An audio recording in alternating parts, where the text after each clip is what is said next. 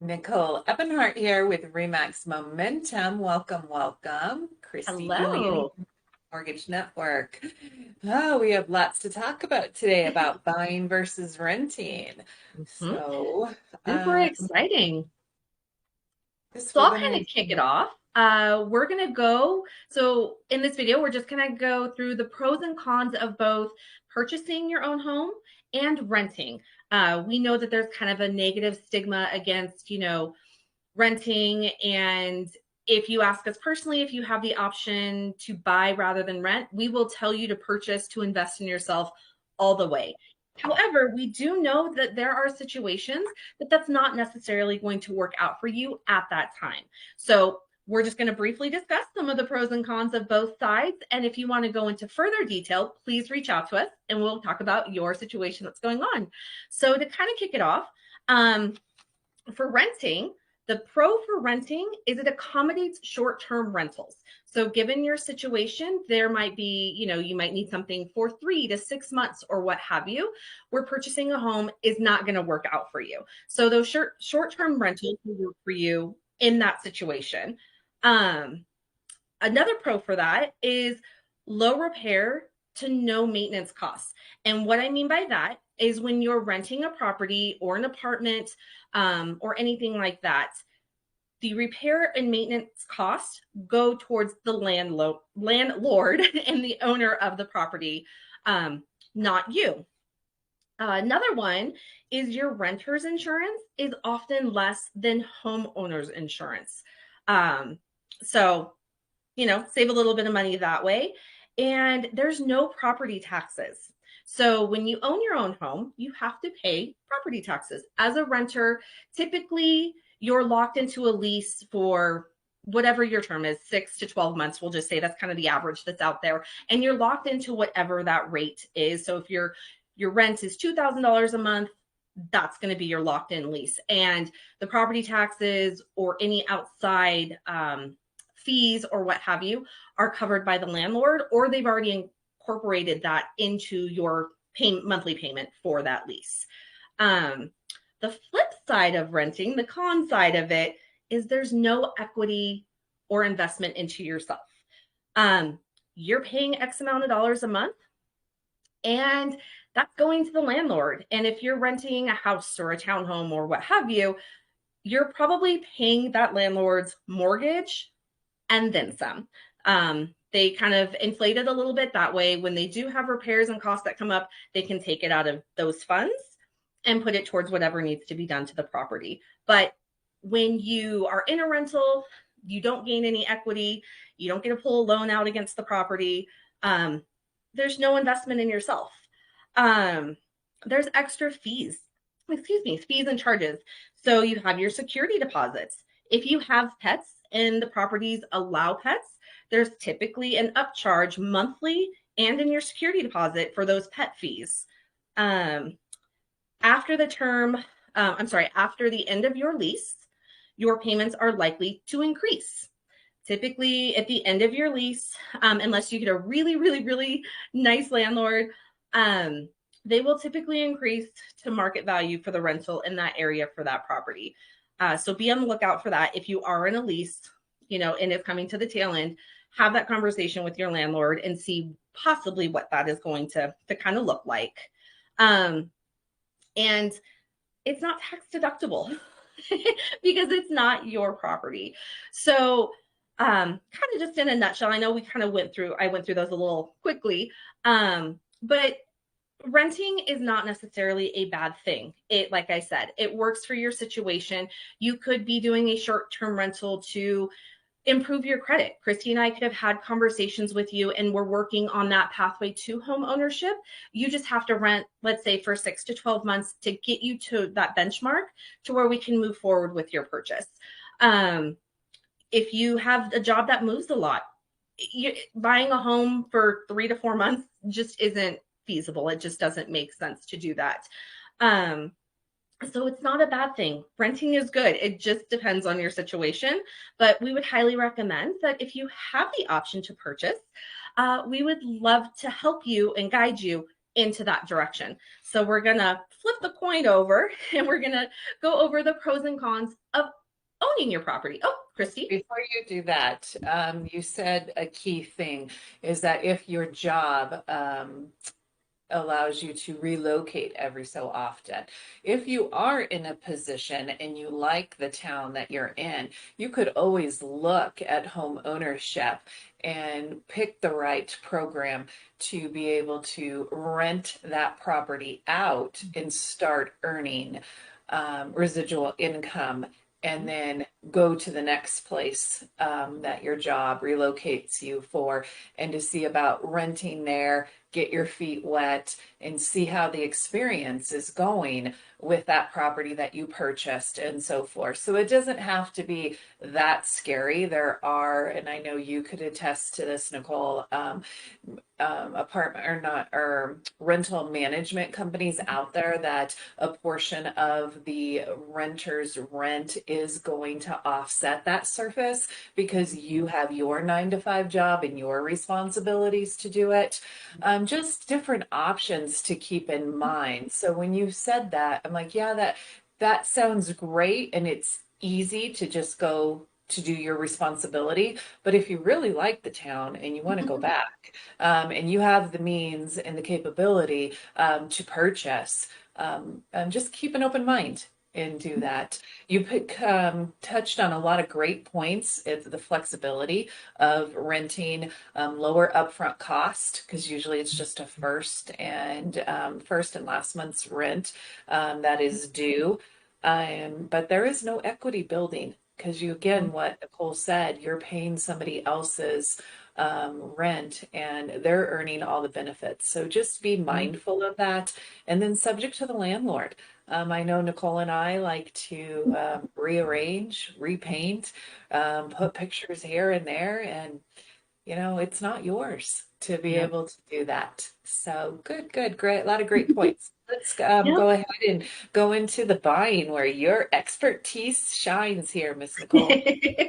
Well, the biggest, first and foremost of owning the pro side is it's the ownership of your property. The property would be yours. So you could be able to, change colors inside, change the carpet, um, invest in yourself. That equity that grows with that property, the appreciation of that property, that's you. So when you make those monthly mortgage payments and paying down that loan, that's an investment towards you. You're gaining the equity into that property each payment that you make. And that's absolutely huge. Now we all know, like I said previously, that is a rental.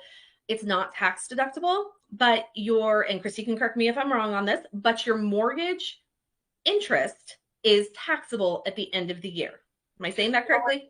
Well, we're not tax accountants. We all I'm get sorry. a not a 1099, but a W-9 form that Thank you. shows the interest that is paid towards that calendar year. Yes. So we encourage you to give that to your tax accountant and let them work their magic. But from our personal knowledge, we see a benefit on our returns for Mhm. sure. Thank you. Well, I'm getting a little tongue tied, Yeah, mom brain, I that's guess. why we're here. um, we already touched on making changes in the home, fixed payments. And so now, this also, there's a caveat to this. Depending on when you lock your loan in, if you are not in a fixed rate, if you're in an ARM or an adjustable rate mortgage, your payment won't be fixed. But if you are in a true, let's say, FHA or conventional at a fixed X rate, you have fixed payments. So you know what your monthly payments are going to be. You can budget for that. You don't have to worry about unless you refinance or sell the property and buy another new one. Excuse me. Your payments are going to remain the same generally. Correct. I Um, have to back just a minute because nope, you're good.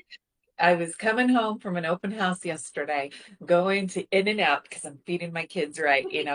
And I look down at my phone and my oldest sends me this TikTok. And it is about, she's like, Mom, I don't understand. Is this true? And I'm like, what are you talking about? And it was a lady that purchased a new build home. And she was very specific. Is this my payments? And the lady that was doing the loan, she used her words wisely, but me in the industry understood it 100%, but the consumer hears what you want to hear. So make sure that you're working with somebody that can truly disclose. So the example was, it was a new build, her payment was 1250. After a year, her escrow was short by $5,000. And now she either had to come up with a 5,000 or divide that by 12 and start paying it. And the lady was like, you told me this was my amount, because that's correct. That's your amount. So you need to be mindful when you're buying a new build. The property taxes are on vacant land. And I have this conversation and then I reiterated at closing. And then when I call to check on you, I tell you again. So please make sure you're setting aside money every month, because Nicole and I, we can't account for property taxes, even on our own property, homeowners insurance. They are increasing. The principal and interest payment will never change on a fixed program, but those two outliners can, and that will affect your escrow account. So I just thought that was neat how it just happened yesterday. Had to throw that in there. That's Um, perfect. Yeah, hmm. great segue. It's true. We have done deals in the past with our clients where, you know, they are new builds and they'll get those, statements in regards to their property taxes, and they'll say, "Oh, well, when we purchased it was this," and we just have to, recircle back to the conversations that we had had prior, that when you did purchase that, it was just a dirt lot. So there was really, I'm not saying dirt's not valuable. Land is valuable, but when you start adding structures and what have you to it, that increases. Um, so that's where that changes. Another great thing that I've known over the years working with Christy, and not all lenders do this, is that when you do get into a loan, whether it's a new loan for a purchase, whether it's a refinance, she has this amazing sheet that shows the life of the loan and what your payments are. And I can speak personally because we've refinanced with Christy, almost, I think 3 times maybe. And it spells everything out for you up into your last payment. Can kind of be a little nauseating if you're in a 30-year because it's a long page, but it breaks it out for you. So if there's ever any question, it's all explained for you.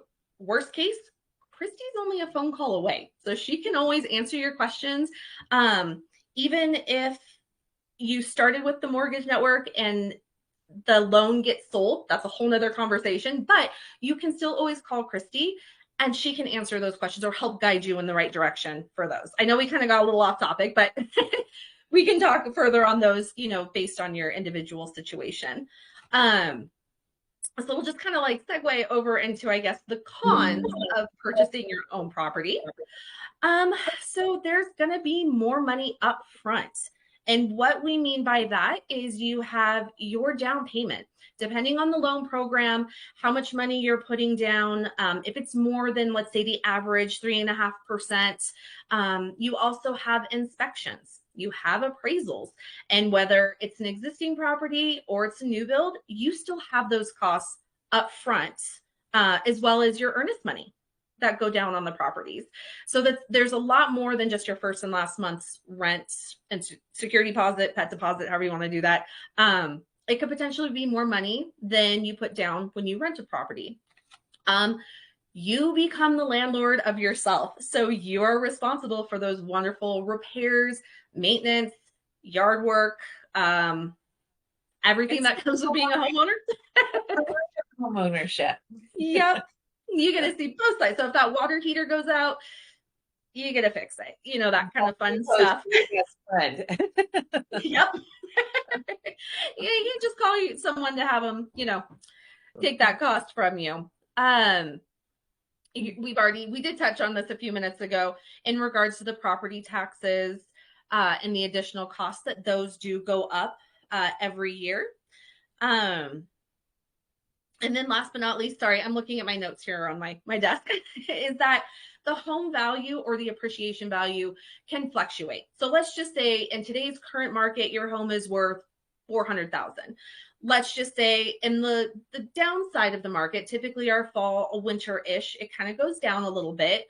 The value, you kind of dip down in value, how I guess your appreciation. So your home value is subject to the current market value. So even if, like I said, today your home is worth 400,000, that might not be the case in 6 months. Now you can fluctuate, right? You can go down and you can go up. But it's kind of the joy of real estate. It's like a roller coaster. You have peaks and you have valleys. And it just kind of goes back and forth. And that's just part of home ownership.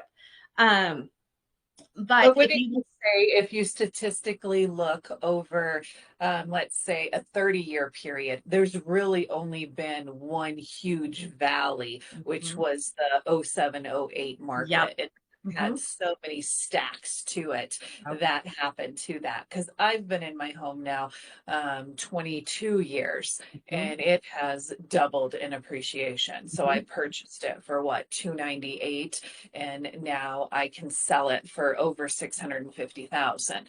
Mhm. So it is the long game. It's Mhm. not a HDTV, all that good stuff to watch. Um, there, I'm not saying there's not a windfall, but absolutely, it is a long game. And you just want community and stability. And everybody has a different mindset of what homeownership is. For me, it's family, and that's why I've been in the home as long as I have and built the community out here in Green Valley Ranch. So there's a lot of positive of home ownership for sure. Absolutely.